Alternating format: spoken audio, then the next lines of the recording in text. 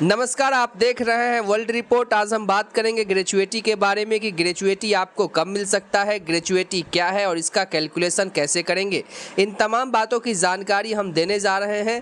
इसका मुख्य वजह है कि आप लोगों का कमेंट बहुत आ चुका है। तो बताते चले कि आप प्राइवेट में काम करते हैं, सरकारी किसी विभाग में कॉन्ट्रैक्ट पे काम करते हैं, आउटसोर्स पर काम करते हैं, तो क्या आपको ग्रेजुएटी मिल सकता है और इसका क्या क्या प्रावधान है हम आपको विस्तार से बताएंगे। कि कॉन्ट्रैक्ट पर काम करते हैं, आउटसोर्स में काम करते हैं तो आपको ग्रेजुएटी मिल सकता है और इसका क्या क्या प्रावधान है, हम इसको मोटे तौर पे जानेंगे। इससे पहले आप लोगों से अनुरोध है कि आप हमारे चैनल पर अगर नए हैं तो चैनल को जरूर सब्सक्राइब कर लीजिए और उससे पहले लाइक और शेयर करना ना भूलें।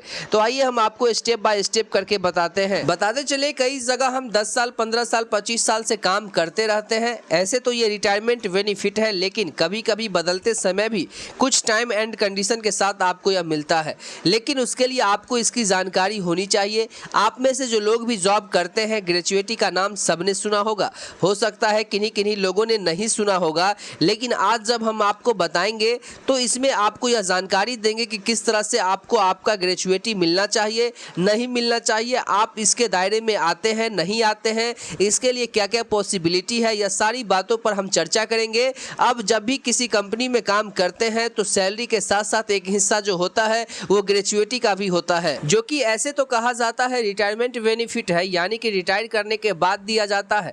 लेकिन कुछ प्रावधानों के हिसाब से कम आपने अगर 5 साल की सर्विस पूरा कर ली है तब भी आपको यह मिलता है। किसी सरकारी या प्राइवेट कंपनी में काम करने वाले कर्मचारी ग्रेजुएटी के हकदार होते हैं। अभी हाल ही में लेबर मिनिस्ट्री ने ग्रेजुएटी की जो कार मुक्त की सीमा है 10 लाख से बढ़ा करके 20 लाख कर दी है और इसके साथ 1 जनवरी 2016 से इसको सरकारी के साथ साथ प्राइवेट एम्प्लॉय के लिए भी लागू कर दिया गया है।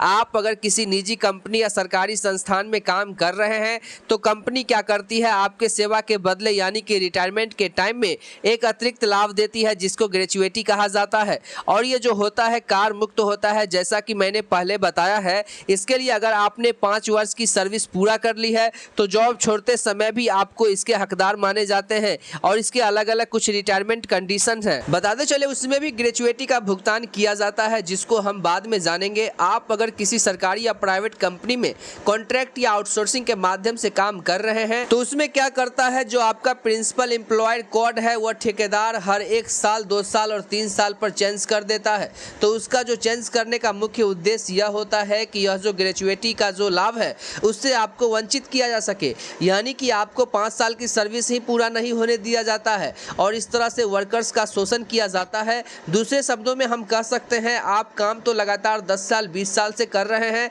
लेकिन आपकी सर्विस ब्रेक कर दी जाती है, जिसकी वजह से इसका लाभ आपको नहीं मिल पाता है। इसका लाभ लेने के लिए एक ही ठेकेदार के माध्यम से कम 5 वर्ष की सेवा पूरी करनी होती है। इसको आपको हमेशा याद रखना है। अब हम जानते हैं कि ग्रेजुएटी एक्ट होता क्या है। ग्रेजुएटी वेतन का वह हिस्सा होता है जो कर्मचारियों की सेवा के बदले एक निश्चित अवधि के बाद दिया जाता है। आयकर अधिनियम धारा के मुताबिक किसी भी निगम या कंपनी में मिनिमम 5 वर्ष की सेवा अभी पूरी करने वाला हर एम्प्लॉय को दी जाती है।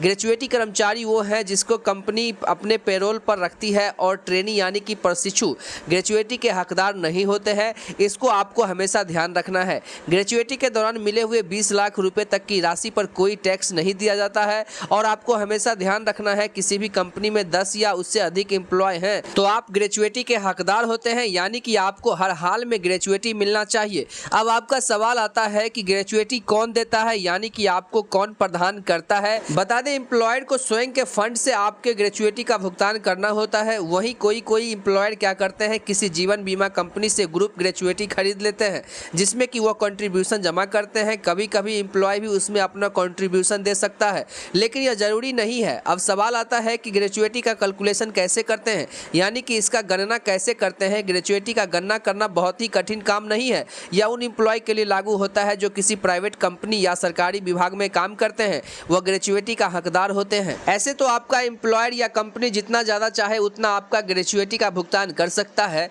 लेकिन कम से कम उसको जो सरकार के द्वारा तय एक्ट है उतना भुगतान करना अनिवार्य है। इसके लिए एक फार्मूला तय किया हुआ है, उस फार्मूला के हिसाब से कम उनको पे करना होता है। अब आप पूछेंगे कि वो फार्मूला क्या है और किस तरह से हम ग्रेजुएटी का कैलकुलेशन कर सकते हैं। आप में से काफ़ी लोग कैलकुलेशन बता देने के बाद भी बार बार कमेंट करते रहते हैं। इस बार आप ध्यान से देखिएगा कि किस तरह से इसका कैलकुलेशन जो है किया जाता है। ऐसे में हम यहाँ जानते हैं, जैसा कि हमने पहले बताया, कोई भी एम्प्लॉय जो कि 10 या 10 से अधिक एम्प्लॉय वाले स्थान पे काम करता है, इसके बारे में यह भी है कि अगर एक बार 10 की संख्या पूरी हो गई, कल को हो सकता है 8 हो जाए, 7 हो जाए, तब भी उस एक्ट के अंतर्गत आएगा। इस बात को आप हमेशा ध्यान रखें। कहीं कहीं क्या होता है, अभी 10 की संख्या में लोग काम कर रहे हैं, उसमें से 2 छोड़ के चला गया तो 8 हो गया, तो एम्प्लॉयर उस पर इनकार नहीं कर सकता है, वो एक नहीं कह सकता है। एक बार आपके रिकॉर्ड में जब 10 आ गया तो आप ग्रेचुएटी के जो कैलकुलेशन है, आपके नौकरी छोड़ने का जो साल है, उसमें जो सैलरी दिया है उसका, और आपका वर्किंग या कितने साल आपने काम किया है, यह दो महत्वपूर्ण कार्यक्रम, इसी के आधार पर इसका कैलकुलेशन होता है। और बताते चले कि आपका जो सैलरी में जो होता है वह बेसिक और डीए इन दोनों को मिला करके हम कैलकुलेट करते हैं। हम एक एग्जाम्पल के तौर पे उसको समझते हैं। मान लीजिए कि आप में से किसी एक आदमी का नाम है रोशन, और आपने किसी कंपनी में 10 वर्ष काम किया। आपने जो लास्ट सैलरी आपको मिली है, यानी कि आपका सैलरी स्लिप है, उसमें आपका अंतिम जो बेसिक है वो 20,000 रुपये है, और डीए यानी कि महंगाई भत्ता जो है वो 5,000 रुपया है। जो इसका हम कैसे कैलकुलेशन करेंगे, तो बता दें, इसका जो फॉर्मूला है, बेसिक सैलरी प्लस डीए, इसको 15 से गुना करना, फिर इसको इंटू यानी कि जितने साल आपने काम किया, और बट्टा में 26, यहाँ पर एक महीने में 26 दिन मानेंगे। इसीलिए यहाँ पर हम, जहाँ पर जैसा कि मैंने बताया था, रोशन की जो बेसिक है वह 20,000 है और डीए 5,000 है, तो इस दोनों को ऐड करेंगे। ऐड करने के बाद 15 दिन से गुना करेंगे। गुना करने के बाद आपको 10 से गुना करना है, और डीए 5 है, इस दोनों को ऐड करेंगे। ऐड करने के बाद 15 दिन से गुना करेंगे, और गुना करने के बाद आपको 10 से गुना करना है, और उसमें 26 से भाग देना है।